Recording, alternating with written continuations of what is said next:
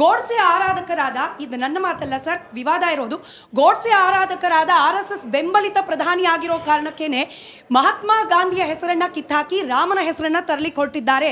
ಇದರ ಉದ್ದೇಶ ಪ್ಯೂರ್ಲಿ ಮಹಾತ್ಮ ಗಾಂಧಿ ಅವರ ಹೆಸರನ್ನ ಇತಿಹಾಸದ ಪುಟಗಳಿಂದ ಅಳಿಸಿ ಹಾಕೋದು. ಇದು ವಿರೋಧಕ್ಕೆ ಕಾರಣವಾಗ್ತಾ ಇದೆ. ಮೇಡಮ್, ಒಂದೇನೆಂದರೆ ಕಾಂಗ್ರೆಸ್ಗೆ ಕಾಮಲೆ ಕಣ್ಣಲ್ಲೇ ಎಲ್ಲವನ್ನೂ ನೋಡ್ಲಿಕ್ಕೆ ಕೊಟ್ಟಿದೆ. ಕಾಂಗ್ರೆಸ್ಗೆ ಅದನ್ನು ವಿಶಾಲವಾಗಿ ನೋಡಬೇಕು. ಗೋಡ್ಸೆ ಆಧಾರಿತ ನಾಥೂರಾಮ್ ಗೋಡ್ಸೆ ಮಹಾತ್ಮ ಗಾಂಧಿನ ಕೊಂದಿದ್ದೆ ಅವಾಗ 1948 ಜನವರಿ 30ನೇ ತಾರೀಕು. ಯಾರು ಪ್ರೈಮ್ ಮಿನಿಸ್ಟರ್ ಅವಾಗ? Nehru prime minister, Modi prime minister ಆಗಿರಲಿಲ್ಲ. ಗಾಂಧಿ ಕೊಲೆಗೆ ಕಾರಣ ಯಾರು? ಕಾಂಗ್ರೆಸ್ ಪಾರ್ಟಿ. ಇವತ್ತು ಗಾಂಧಿ ಬಗ್ಗೆ ಮಾತಾಡ್ತಾರೆ. ಮತ್ತೆ ನಾಥೂರಾಮ್ ಗೋಡ್ಸೆ ಗಾಂಧಿಯವ್ರನ್ನ ಕೊಲ್ಲಬೇಕು ಅಂತೇಳಿ ಫಸ್ಟ್ ಅಟೆಂಪ್ಟಲ್ಲೇ ಕೊಂದಿದ್ದಲ್ಲ, 4 ಅಟೆಂಪ್ಟ್ ಮಾಡಿ ಕೊಂದಿದ್ದು. ನೆಹರು ಗೊತ್ತಿರಲಿಲ್ವ ಈ ವಿಷಯ? ಇವತ್ತು ಗಾಂಧಿ ಬಗ್ಗೆ ಮಾತಾಡ್ತಾರೆ ಇವರು. ಇವತ್ತು ಗಾಂಧಿ ಬಗ್ಗೆ ಮಾತಾಡ್ತಾರೆ. ಮೇಡಮ್, ಗಾಂಧಿ ಇದ್ರಲ್ಲಿ ಬಂದಿರತಕ್ಕಂಥದ್ದು ನೋಡಿ, ವಿಕಸಿತ ಭಾರತ್ ಇದು ಈ ಯೋಜನೆ ಬರೋದಕ್ಕಿಂತ ಮೊದಲಿಂದನೇ ವಿಕಸಿತ ಭಾರತ ಸ್ಕೀಮ್ಗಳನ್ನು 2047 ಮುನ್ನೆಲ್ಲ ಇಟ್ಕೊಂಡು ತಂದಿರತಕ್ಕಂಥ ಸ್ಕೀಮ್ಗಳು. ಅದರಲ್ಲಿ ಒಂದು ರೋಜ್ಗಾರ್ ಆಜೀವಿಕ್ ಮಿಷನ್. ನೀವು ಕನ್ನಡದಲ್ಲಿ ನೋಡೋರೆ ರಾಮ್ ಬರೋದಿಲ್ಲ, ಇಂಗ್ಲಿಷ್ ನೋಡೋರು ರಾಮ್ ಬರ್ತಾರೆ, ಅಲ್ಲಿ RAM ಬರ್ತದೆ. ಇವರು ಇದನ್ನ ರಾಮ ಅಂತ ಕನ್ಫ್ಯೂಷನ್ ಮಾಡ್ತಾರೆ. ಒಂದು ನಿಮಿಷ ಪ್ಲೀಸ್,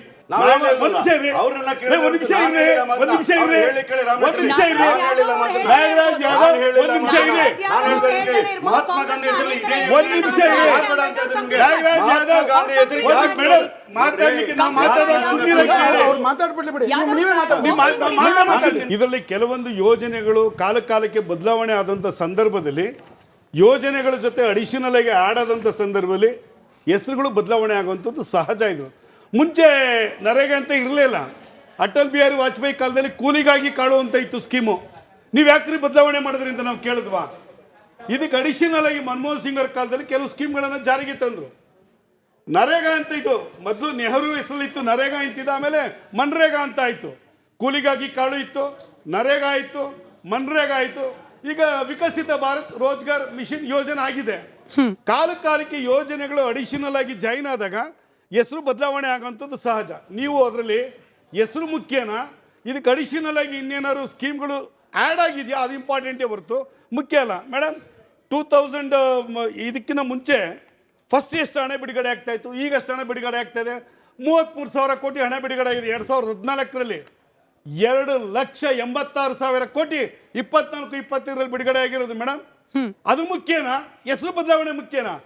ಅಕ್ಟೋಬರ್ 2, 2014 ಸ್ವಚ್ಛ ಭಾರತ್ ಯೋಜನೆಯನ್ನು ಜಾರಿಗೆ ತಂದರು. ಒಂದು ಲೈನ್ ಆರ್ಟ್ ಗಾಂಧಿ ಫೋಟೋ ಹಾಕಿದ್ರು, ಗಾಂಧಿ ಚಸ್ಮಾ ಹಾಕಿದ್ರು. ಇವ್ರನ್ನ ಕೇಳಿ ಹಾಕಿದ್ವಾ ಅದನ್ನ? ಮಹಾತ್ಮ ಗಾಂಧಿಯವರು ಸ್ವಚ್ಛತೆ ಬಗ್ಗೆ ಆದ್ಯತೆಯನ್ನು ಕೊಟ್ಟಿದ್ರು. ಅದರಲ್ಲಿ ಗಾಂಧಿ ಫೋಟೋ ಬಂತು, ಮತ್ತೆ ಅವರ ಸ್ಪೆಕ್ಸನ್ನು ಹಾಕಿದ್ರು. ಒಂದು ಸಿಂಬಾಲಿಕ್ ಆಗಿ. ನೀವು ಯೋಜನೆಗಳು ಬಂದಾಗ ಆ್ಯಡ್ ಆಗುತ್ತೆ, ಡಿಲೀಟ್ ಆಗುತ್ತೆ. ನೀವು ಇದರಲ್ಲಿ ಯಾವ್ದಾದ್ರು ಕಿತ್ತಾಕಿದಾರಾ ಅದನ್ನ ನೋಡಬೇಕು. ಮೇಡಮ್, ಇವತ್ತು ಗ್ರಾಮ ಪಂಚಾಯತಿ ಅಧ್ಯಕ್ಷಗಳಿಗೆ, ಗ್ರಾಮ ಪಂಚಾಯತಿ ಮೆಂಬರ್ಗಳು ನೀವು ಫೋನ್ ಮಾಡಿ, ಸರ್ 15th ಫೈನಾನ್ಸ್ ದುಡ್ಡು ಕೇಂದ್ರ ಸರ್ಕಾರ ದುಡ್ಡಿಲ್ಲ ಅಂದರೆ ನಮ್ಮ ಪಂಚಾಯತಿನ ಕೇಳೋರಿರ್ಲಿಲ್ಲ ಸರ್. ನರೇಗಾ ದುಡ್ಡಲ್ಲಿ ಇವತ್ತು ಕೆಲಸ ನಡೀತಿದೆ, 15th ಫೈನಾನ್ಸ್ ದುಡ್ಡಲ್ಲಿ ಬಂದಿದೆ. ರಾಜ್ಯ ಸರ್ಕಾರ ನ್ಯಾಯ ಪೈಸೆ ಹಣ ಬಿಡುಗಡೆ ಮಾಡಿಲ್ಲ ಸರ್ ಅಂತ ಹೇಳಿದ್ರು. ಇವತ್ತು ಕೇಂದ್ರ ಸರ್ಕಾರ ಯೋಜನೆಯ ಬದಲಾವಣೆಗಳ ಬಗ್ಗೆ ಕೂಡ ಸುದೀರ್ಘ ಮಾತನಾಡ್ತೀನಿ ಸರ್. ಬಟ್ ಹೆಸರು ಬದಲಾವಣೆ ಅಂದ್ರಿ, ನಿಮಗೂ ಕ್ವಶನ್ ಪೇಪರ್ ಲೀಕ್ ಮಾಡ್ತಾ ಇದ್ದೀನಿ. UPA ಅವಧಿಯ 23 ಸರ್ಕಾರಿ ಯೋಜನೆಗಳ ಹೆಸರನ್ನ ಬದಲಾವಣೆ ಮಾಡಿದ, ಅದು ಕೀರ್ತಿನೋ ಅಪಕೀರ್ತಿನೋ ನಿಮ್ಮ NDA ಸರ್ಕಾರಕ್ಕಿದೆ.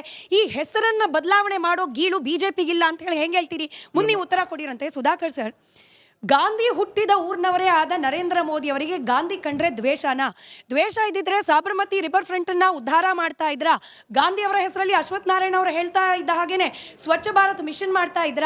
ಹೀಗೇನೆ ಗಾಂಧೀಜಿ ಅವರ ಹೆಸರಲ್ಲಿ ಅನೇಕ ಯೋಜನೆಗಳಿದ್ದು ಅದೆಲ್ಲವನ್ನ ಕ್ಲೋಸ್ ಮಾಡೋ ಪ್ರಯತ್ನ ಮಾಡಬಹುದಾಗಿತ್ತು. ನಿಜವಾಗ್ಲೂ ಮೋದಿ ಅವರು ಗಾಂಧಿ ದ್ವೇಷಿನ ಅನ್ನೋದು ಬೇಸಿಕ್ ಪ್ರಶ್ನೆ. ಮೇಡಮ್, ಭಾಳ ಒಳ್ಳೆ ಪ್ರಶ್ನೆ ಕೇಳಿದ್ರಿ. ನಾನು ಒಂದು ಸ್ಪಷ್ಟಪಡಿಸ್ತೀನಿ. ನಾನಿಲ್ಲಿ ನೀವು ನನ್ನನ್ನು ಕರೆದದ್ದು ಆ್ಯಸ್ ಎ ಕಾನ್ಸ್ಟಿಟ್ಯೂಷನಲ್ ಎಕ್ಸ್ಪರ್ಟ್ ಅನ್ನೋ ಒಂದು ಸ್ಟೇಟಸ್ ಮೇಲೆ ಕರೆದಿದ್ದೀರಿ. ಮೋದಿಯವರಿಗೆ ಗಾಂಧಿಯವ್ರ ಬಗ್ಗೆ ಆ ರೀತಿಯ ಏನಾದರೂ ಅಪಮತ ಇತ್ತಾ ಅಥವಾ ಅವರ ಬಗ್ಗೆ ದ್ವೇಷ ಇತ್ತಾ, ಆ ಕಾರಣಕ್ಕೆ ಮಾಡಿದ್ದಾರೆ ಅಂದರೆ ನೀವೇ ಉತ್ತರ ಹೇಳ್ಬಿಟ್ಟಿದ್ದೀರಿ. ಅವರು ರೆಸ್ಟ್ ಆಫ್ ದಿ ಪ್ರೋಗ್ರಾಮ್ಸನ್ನು ಹಾಗೆ ಉಳಿಸಿದ್ದಾರೆ ಮೋದಿ ಅಂತ. ಎರಡನೇದು, ನಾನೇನು ನಿಮಗೆ ಸ್ಪಷ್ಟಪಡಿಸೋಕೆ ಹೇಳ್ತೀನಿ ಅಂದರೆ, ಯಾವುದೇ ವಿಷಯವನ್ನು, ಯಾವುದೇ ಮಾರ್ಪಾಟನ್ನು ಎರಡು ದೃಷ್ಟಿಯಲ್ಲಿ ನೋಡಬೇಕು. ಮೊದಲನೇದು ಪೊಲಿಟಿಕಲ್ ಮೋಟೋ ನೋಡ್ತಾರೆ. ಎರಡನೇದು ಭಾಳ ಮುಖ್ಯವಾಗಿ ನೋಡಬೇಕಾಗಿರೋದು ನೀವು ಲೀಗಲ್ ಮೋಟೋ ಅಥವಾ ಕಾನ್ಸ್ಟಿಟ್ಯೂಷನ್ ಮೋಟೋ.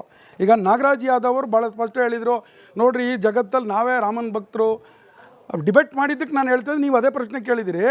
ಇಲ್ಲಿ ಒಂದು ಪ್ರವೀಣ್ ಕುಮಾರ್ ಮಾವಿನಕಾಡು ಅನ್ನೋರೊಬ್ಬರು ಒಂದು ನಿಮ್ಗೆ ತೋರಿಸ್ತಾ ಇದ್ದೀನಿ, ದಾಖಲೆ ಇದು ಅಫಿಷಿಯಲ್ ಆಗಿ ಸರ್ಕಾರದಿಂದ, ಭಾರತ ಸರ್ಕಾರದಿಂದ ಏನು ಕೇಳಿದ್ದಾರೆ, ಭಾರತ ಸಂವಿಧಾನದ 3ನೇ ಪಾರ್ಟ್ ಒಳಗಡೆ ಬಾಬಾ ಸಾಹೇಬ್ ಅಂಬೇಡ್ಕರ್ ನೇತೃತ್ವದ ಕರಡು ಸಮಿತಿ ಅವತ್ತಿನ ಸಂದರ್ಭಕ್ಕೆ 1949 ನವೆಂಬರ್ 26 ಸಂದರ್ಭಕ್ಕೆ ರಾಮನ ಚಿತ್ರ, ಲಕ್ಷ್ಮಣ ಸೀತೆ ಸಹಿತವಾದ ಲಂಕೆಯನ್ನು ವಿಜಯಿಸಿ ಬರುವ ಒಂದು ಚಿತ್ರವನ್ನು ದಾಖಲು ಮಾಡಿದರು.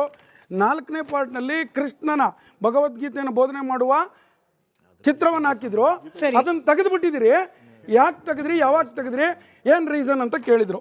ಅದಕ್ಕೆ ಉತ್ತರ ಬಂದಿದೆ ಮೇಡಮ್, 16/1/2025 ಉತ್ತರ ಬಂದಿದೆ. ಏನು ಉತ್ತರ ಬಂದಿದೆ ನೋಡಿ madam, no such information is available in this department. ಯಾವ ಡಿಪಾರ್ಟ್ಮೆಂಟಲ್ಲಿ? ಕೇಂದ್ರ ಸರ್ಕಾರದ ಪಾರ್ಲಿಮೆಂಟ್ ಅಫೇರ್ಸ್ ಡಿಪಾರ್ಟ್ಮೆಂಟಲ್ಲಿ ಇಲ್ಲ, ಲೀಗಲ್ ಡಿಪಾರ್ಟ್ಮೆಂಟಲ್ಲಿ, ಒಟ್ಟು ಸರ್ಕಾರದಲ್ಲಿ ಇಲ್ಲ. ಅಂದರೆ ರಾಮನ್ ತೆಗೆದಿದ್ದು ಯಾರು? ರಾಮನ್ ಭಕ್ತರಾಗಿರೋರು ರಾಮನ ಫೋಟೋವನ್ನು ತೆಗಿಬೋದಾ? ಆಮೇಲೆ ಬೇಸಿಕ್ ಕಾನ್ಸ್ಟಿಟ್ಯೂಷನ್ನ ಪಾರ್ಟ್ ಆಫ್ ದಿ 3rd ಏನಿದೆ, basic structure of the Indian constitution, ಅದು ಬೇಸಿಕ್ ಸ್ಟ್ರಕ್ಚರನ್ನು ವೈಲೇಟ್ ಮಾಡೋಂಗಿಲ್ಲ. ರಾಮನ್ ಚಿತ್ರವನ್ನು ತೆಗೆದಿರೋದು it's a violation of the constitution. ನಾನೇನು ಹೇಳ್ತೀನಿ ಕೇಳಿದ್ರೆ, ಪೊಲಿಟಿಕಲ್ ಮೋಟೋಲ್ಲಿ ನೀವು ಏನು ಬೇಕಾದ್ರೆ ಡಿಬೇಟ್ ಮಾಡಿ.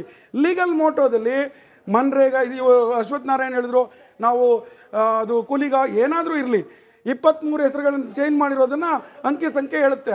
ನಾವೇನು ನೋಡಬೇಕಾಗಿರೋದು, ಸೆಂಟ್ರಲ್ ಗೌರ್ಮೆಂಟ್ಗೆ ಈ ರೀತಿಯ ನೇಮ್ ಚೇಂಜ್ ಮಾಡುವ ಪರ್ಸ್ಪೆಕ್ಟಿವ್, ಲೀಗಲ್ ಪರ್ಸ್ಪೆಕ್ಟಿವ್ ಇದೆಯಾ ಕೇಳಿದರೆ, ಕೇಂದ್ರ ಸರ್ಕಾರಕ್ಕೆ ಅತ್ಯಂತ ಸ್ಪಷ್ಟವಾಗಿ ಸಂವಿಧಾನದ ಬದ್ಧವಾಗಿ ಈ ರೀತಿಯ ಮಾರ್ಪಾಟನ್ನು ಮಾಡುವ ಅವಕಾಶವನ್ನು ಸಂವಿಧಾನ ರಚನಾ ಸಭೆಯ ಅಧ್ಯಕ್ಷತೆಯನ್ನು, ಕರಡು ರಚನಾ ಸಮಿತಿ ಅಧ್ಯಕ್ಷವನ್ನು ವಹಿಸಿದಂಥ ಬಾಬಾ ಸಾಹೇಬ್ ಅಂಬೇಡ್ಕರ್ ಆರ್ಟಿಕಲ್ 3 ಇನ್ಪುಟ್ ಮಾಡುವ ಸಂದರ್ಭ ಭಾಳ ವಿಶೇಷವಾಗಿ ಹೇಳಿದ್ದಾರೆ ಮೇಡಮ್.